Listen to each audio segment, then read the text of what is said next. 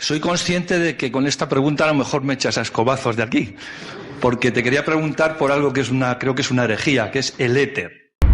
Pachamama Flat. Parece ser que se demostró que el éter no existía con el experimento de Michelson y su amigo, ¿no? Pero yo ahora, a lo largo de toda la charla, veo que subyace la existencia del éter, sobre todo cuando se dice que el vacío, has dicho que es lo que queda cuando sacas todo, y queda ahí una energía de un protón por... Al fin y al cabo, eso es masa. Entonces esa es mi duda. ¿Todo esto puede llevar a que se reconsidere la existencia del éter? Se demostró que el éter no existía con el experimento de Michelson y su amigo, ¿no? Pero yo ahora, a lo largo de toda la charla, veo que subyace la existencia del éter, sobre todo cuando se dice que el vacío, has dicho que es lo que queda cuando sacas todo, y queda ahí una energía de un protón por... Al fin y al cabo, eso es masa. Entonces esa es mi duda. ¿Todo esto puede llevar a que se reconsidere la existencia del éter? Que es algo que ha sido siempre muy denostado. Bueno, no solo no te echo de la sala a escobazos, sino que reconozco que eres perspicaz. Es muy buena pregunta. Y lo único que se demostró con respecto a la no existencia del éter es lo que ahora llamaríamos la no existencia de un éter newtoniano. Es decir, un éter, una noción de sustancia con respecto a la cual te puedes mover. Puedes definir el concepto de movimiento. ¿Vale? Entonces, este vacío, este espacio, que tiene propiedades como, por ejemplo, la elasticidad su densidad de energía, lo que no tiene es velocidad. En el sentido de que yo no puedo decir que me estoy moviendo con respecto al espacio. ¿Vale? Por eso, por ejemplo, las partículas estas que viajan por el vacío cuántico no se paran, no se frenan.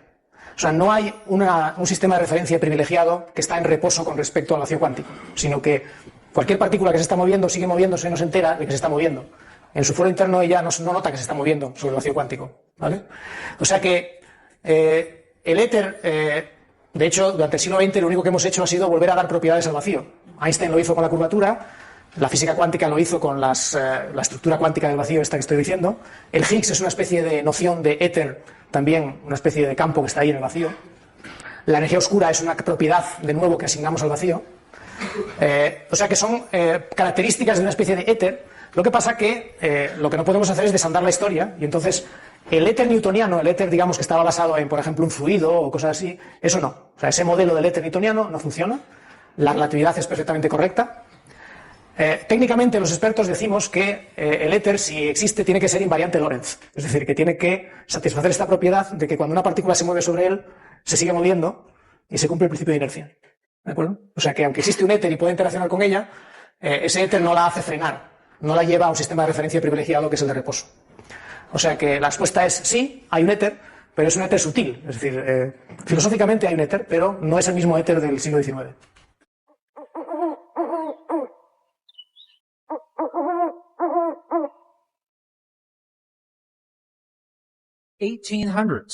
En 1800 había una creencia de que había una fuerza, o sea, una red invisible que conectaba todo. Ya en los 1800. Y los científicos estaban siempre debatiendo muy fuerte, muy caliente este tema.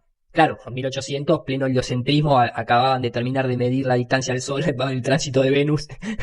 Imagínate si no iba a estar caliente el debate, ¿no? Lo sigue estando hoy en día, imagínate en esa época.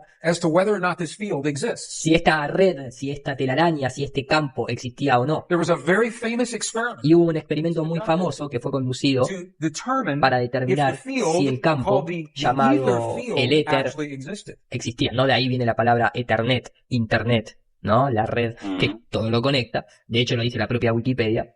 Y en el año 1886, el experimento de Michelson-Morley fue diseñado como para cerrar este caso si el campo existía o no. ¿El campo existe o no?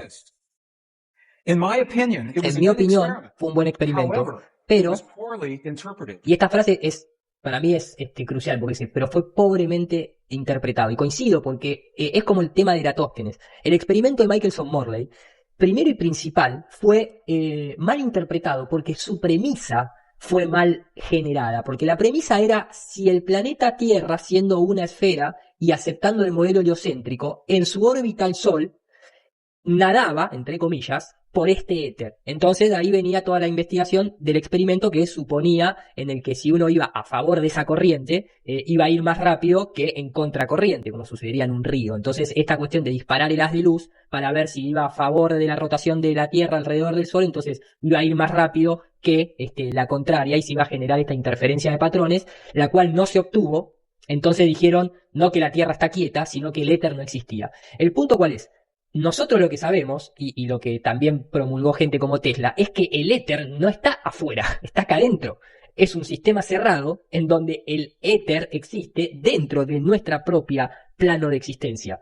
Entonces, asumir que la Tierra le daba la vuelta al Sol, ya eso es desviar el experimento, porque justamente es como asumir que los rayos del Sol entran paralelo, es como asumir que la Tierra es una esfera, es como que asumir que Eratóstenes sacó el cálculo contando los pasos de un camello, es un montón de cuestiones de que asumís, cosas que no son observables, o sea, que no coinciden con la observación. Entonces, decir, no, el éter no existe porque no se generó este patrón de interferencia, es que vos estás asumiendo que el éter estaría allá afuera y que la Tierra estaría girando alrededor del Sol, cuando vos seguís viendo que el Sol se mueve arriba tuyo. Entonces, esa es la frase de esta persona que dice, fue un buen experimento, pero pobremente interpretado, como para no decir engañosamente interpretado, ¿no? Porque me parece que incluso cuando uno ve las personalidades que estuvieron en esta situación, yo siempre muestro esta imagen en donde obviamente está Georges Lamaitre al lado de Albert Einstein para hablar de toda la teoría de la relatividad y instruirlo en esa mentira, JP Morgan financiando a Albert Einstein, pero cuando hablamos del caso de Michelson Morley, no se puede dejar afuera que no Michelson, sino Morley era masón, ¿no es cierto? Ahí con la manito en el saco, este es Morley al lado de Albert Einstein, y por algo Michelson fue el que siempre dijo, mi experimento fue inconcluso, pero yo no estoy conforme con lo que se hizo, para de alguna manera tal vez no decir me lo sabotearon, porque el experimento también había que inclinar la plataforma y que de alguna manera es también lo que después hizo Sagnac. Entonces esta persona, ya terminó, hace esa aclaración y continúa con un dato muy importante. Por 100 años nuestros científicos estuvieron basándose en una creencia que es incorrecta, que es esta cuestión de la relatividad o que el campo del éter no existe. Entonces, esto es muy interesante. 100 años después, y este dato para mí es muy importante, dice 100 años después, la revista Nature, una revista de ciencia muy prestigiosa, a través de la milicia norteamericana, recrea el experimento de Michelson Morley. 1986, la Fuerza Aérea de los Estados Unidos repite este experimento. 1986. Publican los resultados en la revista muy prestigiosa de la ciencia llamada Nature.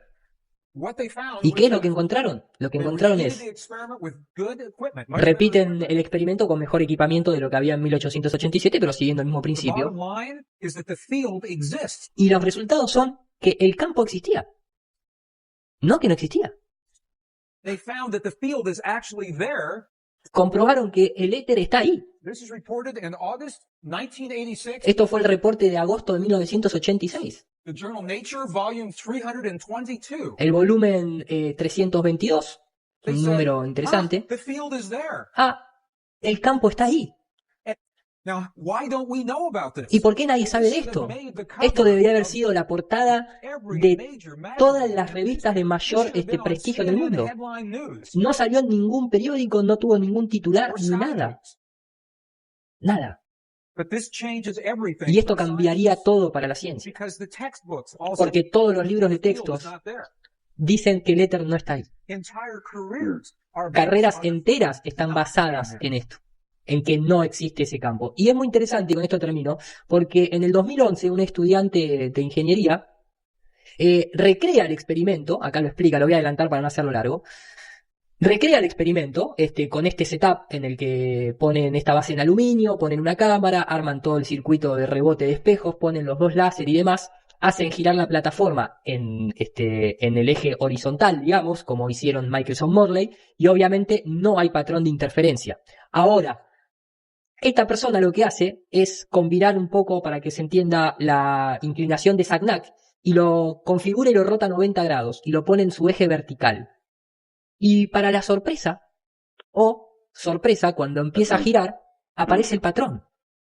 No solamente aparece el patrón, sino que el objeto da una vuelta constante de 360 grados, pero cuando la cámara está apuntando hacia el suelo, el patrón se mueve de izquierda a derecha, y cuando la cámara apunta 90 grados hacia arriba, cambia de derecha a izquierda, marcando justamente esa bipolaridad, esa cuestión de que las cosas rotan para un lado en una parte y otra para el otro. Y ahí se empieza a ver el patrón de interferencia.